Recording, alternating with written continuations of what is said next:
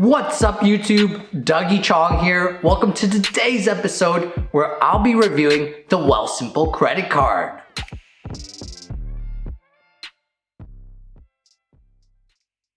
First of all, I'll go over some of the main features of the card. Next, I'll go over my personal experience with the card. And finally, I'll say if this card is worth getting in my opinion or not.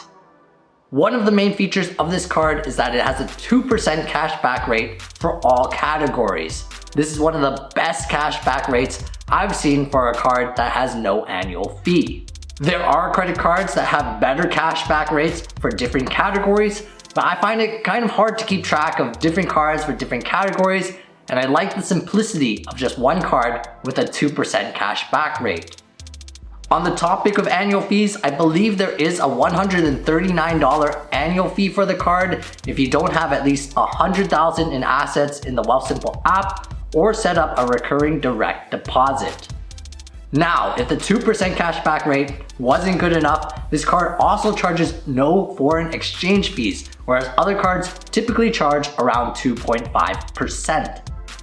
This means if you make a purchase in a foreign country such as Mexico or Japan, you will just be charged the conversion rate and no extra markup. They also offer this with the debit card, and that was a great perk, but now that it's on the credit card, I'll be using it on the credit card due to the 2% cash back as well. Two other main features of this card is that it is made of metal and there is no virtual tap limit. There are a few other benefits of this card, especially if you qualify for the privilege version, but I won't cover those in too much detail in this video. Now I'll talk about my personal experience with this card, as I've been using it for some time now, almost a year I think.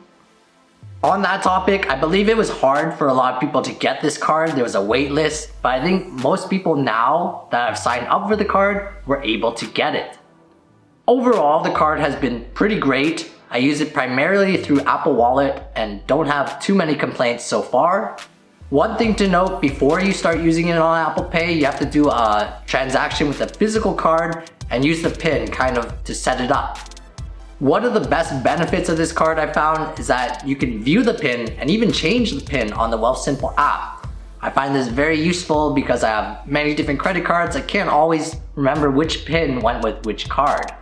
And while I do use tap most often and I don't need the PIN, sometimes you're not able to use tap and you do need to use the PIN those few times, and it's good to just be able to pull out the app and check your PIN.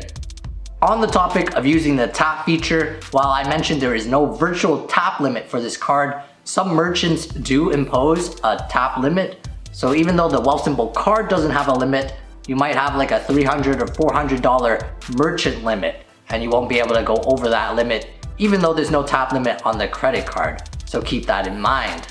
But generally, I don't think there is a tap limit. I made like a $5,000 purchase in Mexico. That didn't get flagged or anything, that actually went through.